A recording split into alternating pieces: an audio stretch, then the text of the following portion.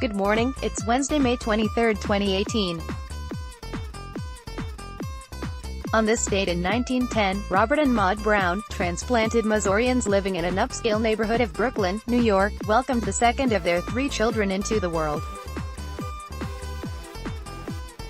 Early on, Margaret Wise Brown revealed herself to be a little girl with a vivid imagination and a way with words.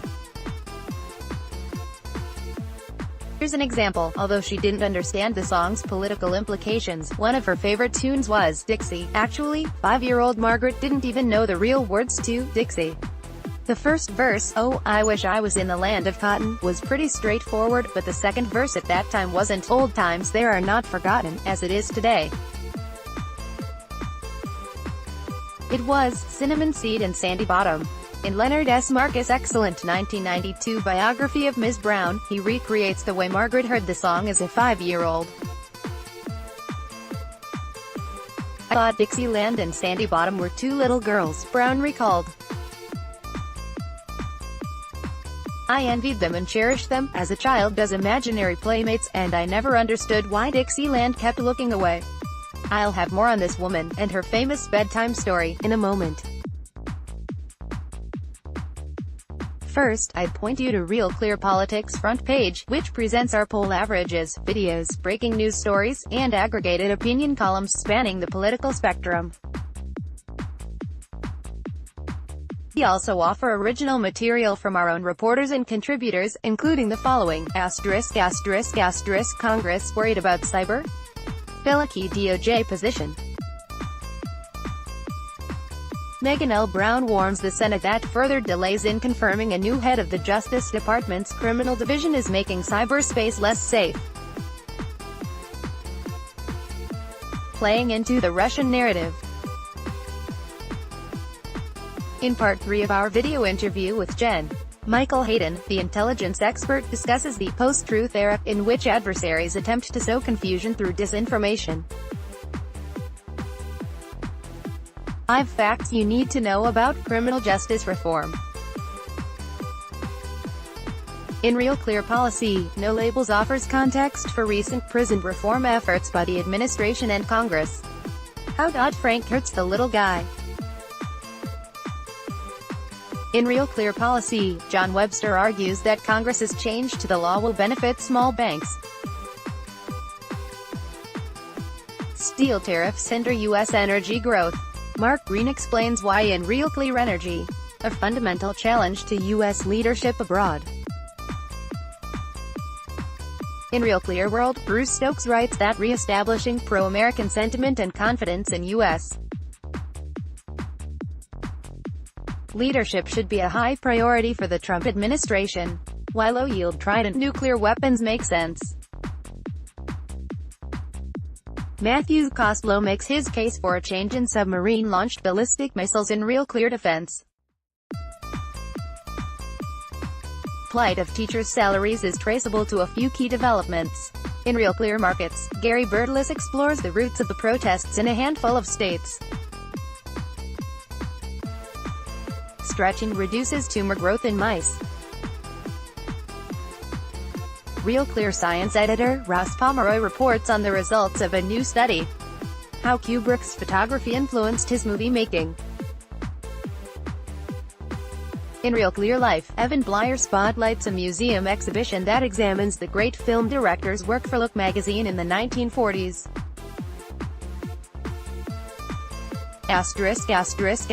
Margaret Wise Brown's father was a difficult man who'd rebelled against his own father, Margaret's grandfather, a Missouri politician named Benjamin Gratz Brown. Although he could be uncompromising, the subject of B. Gratz Brown's stubbornness was nothing to be ashamed of. He was a militant abolitionist. Brown helped launch the Republican Party in Missouri, worked during the Civil War as an anti-slavery Democrat to keep Missouri in the Union, and caucused as U.S. Senator with the Radical Republicans, who found Abraham Lincoln's policies insufficiently fervent. In 1872, Brown ran against Howard Greeley for the presidential nomination of the Liberal Republican Party, which he helped found. After losing that fight, he became Greeley's running mate on a ticket that was adopted by the Democratic Party, which had the insurmountable challenge of running against Ulysses Grant. His granddaughter, born 108 years ago today, attended college in Roanoke, Virginia, and then began a literary career, not to mention a colorful personal life. An athletic and eccentric beauty, Margaret enjoyed the company of women as well as men, was engaged to a Rockefeller heir when she died suddenly from an embolism at age 42 in Paris, and never mothered children of her own. Yet over the years, tens of millions of parents used her books, one in particular, to put their children to bed. That story, Goodnight, Moon, was destined to be a classic.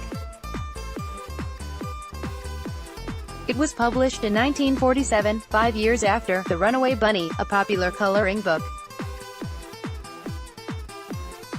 Was it truly a paradox? As a Life magazine writer assigned to profile Brown believed that an author known for gentle depictions of bunnies enjoyed hunting rabbits in real life? Well, I don't especially like children, either, Brown offered as a rejoinder.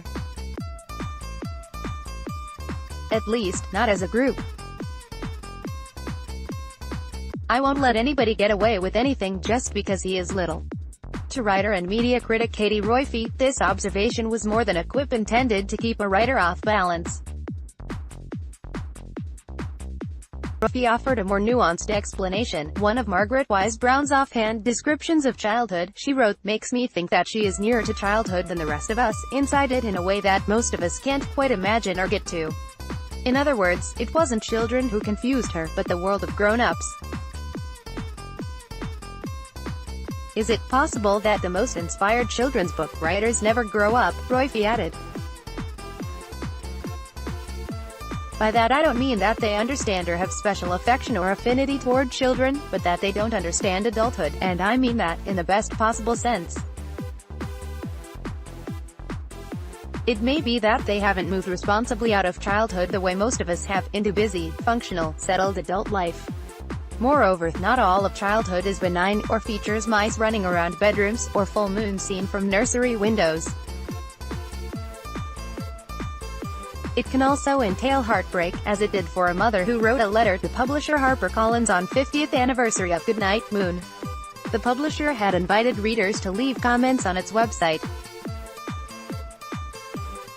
Here is one, posted in 1997. I hesitate to send in a very personal story, but I want to share a different aspect of the power of this little book. ... I have read Goodnight, Moon to my 2 sons since the oldest was born in 1980, the woman wrote. When I was 42, I found out that I was going to have a daughter. Goodnight, Moon was George's first and her favorite book. She kissed the kittens and waved to the moon. She begged all of us to read it to her, but it was our 10-year-old son, Walker, who was most often found sitting with her reading the story. Georgia died in 1994 in an accident on her 2nd birthday. 500 people crowded into the church to comfort us and to comfort each other. Walker, who has learning disabilities and has had a hard time learning to read, got up to read Goodnight, Moon. He was visibly nervous, but several pages in, he forgot all about the people crowded into the church, and he read unhesitatingly from the heart. A friend sitting beside the children's librarian from our public library noticed her lips moving as she silently recited the words of this beloved book along with him. Later, we realized that she wasn't the only one. Of all the events of that week, of all the music, talk and readings at the funeral, it was Goodnight, Moon that brought the greatest comfort.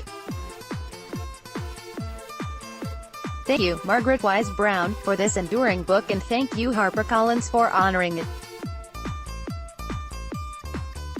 Goodnight stars. Goodnight air, goodnight noises everywhere. Carl M. Cannon, Washington Bureau Chief, Real Clear Politics @CarlCannon, Twitter, see Cannon @RealClearPolitics.com.